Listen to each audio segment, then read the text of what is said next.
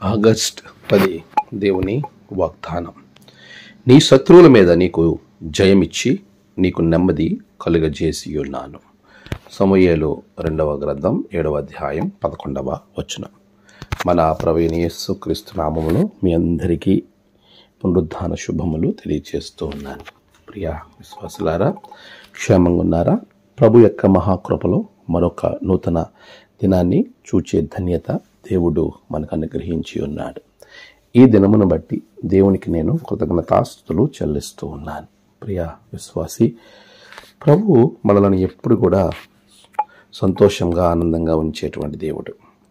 చాలాసార్లు మన జీవితంలో ఎన్నో రకాలైనటువంటి యుద్ధాలు జరుగుతూ ఉంటాయి.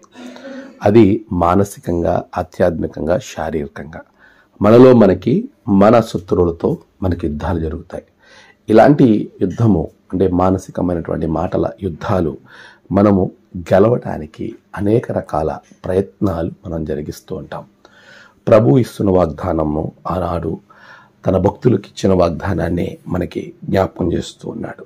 ఈరోజు నువ్వు భౌతికంగా మనుషులతో దాడి పరమైనటువంటి యుద్ధాలు చేయకపోవచ్చు, కానీ నీ జీవితంలో నిన్ను నీవు గెలవడానికి, అపవాదిని గెలవడానికి, ప్రభు నీ జీవితంలో నెమ్మదిని అనుగ్రహించడానికి ఒక చక్కటి మార్గాన్ని చూపిస్తూ ఉన్నాడు.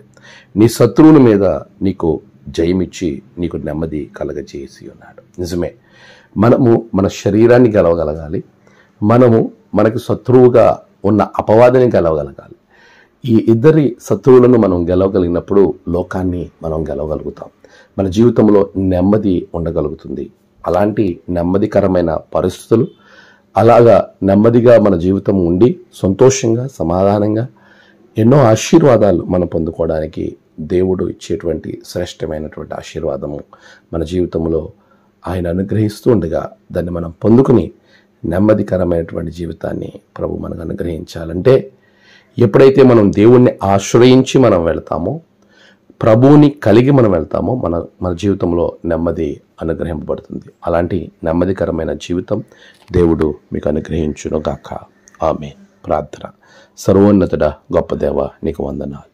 గడిచిన కాలము తోడుగా ఉండి నడిపించావు. ఈ నూతన దినము ఆదివారము నీ బిడ్డలను దీవించండి. ఎక్కడెక్కడైతే ఆరాధనలు జరుగుతున్నాయో ప్రతి చోట మీరుండండి.